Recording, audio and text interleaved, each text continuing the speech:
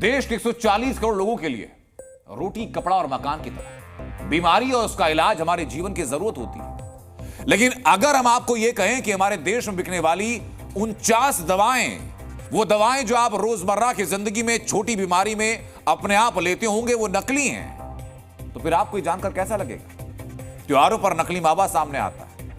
नकली मावा खाकर बीमार पड़े तो पक्की बात है कि आपको ये नकली दवाइयों से असली इलाज तो नहीं मिलने वाला है। आपको बताऊं कि मैं Central Drugs Standard Control Organisation, इसने दवाओं पर अपनी एक रिपोर्ट पेश की है। सामान्य तौर पर इस्तेमाल होने वाली कई दवाओं को नकली बताया गया।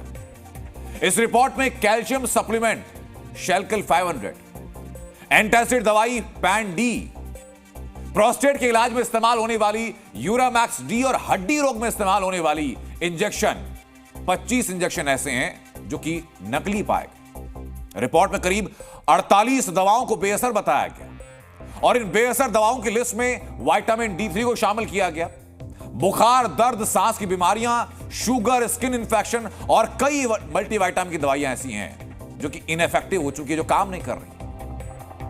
CDSCO के मुताबिक उन्होंने 3000 दवाओं के सैंपल लिए थे और इनमें 49 की गुणवत्ता बेहद खराब की सूची में शामिल हो गई। लेकिन नकली दवाओं को पकड़ने के लिए केंद्र सरकार के विभाग मुहिम चलाते हैं, लेकिन एक स्टडी के मुताबिक देश में 25% दवाएं नकली हैं।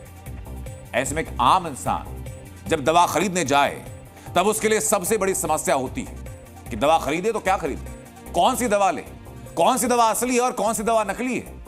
क्योंकि किसी दवा के नकली या असली होने की पहचान करना बहुत मुश्किल है, और खास तौर पर एक आम आदमी के लिए, क्योंकि नकली दवाएं बनाने वाले इतनी सफाई से इस काम को करते हैं कि असली नकली दवा की पहचान करना एक आम आदमी के लिए, आपके और हमारे के लिए बहुत मुश्किल होती है। नकली दवाओं की शेप और उनकी साइज बिल्कुल असली जैसे होती है। दवाओं के स्ट्रिप भी असली दवाओं की तरह डिजाइन किए जाते हैं। नकली दवाओं की पैकिंग बिल्कुल असली दवाओं की तरह की जाती है।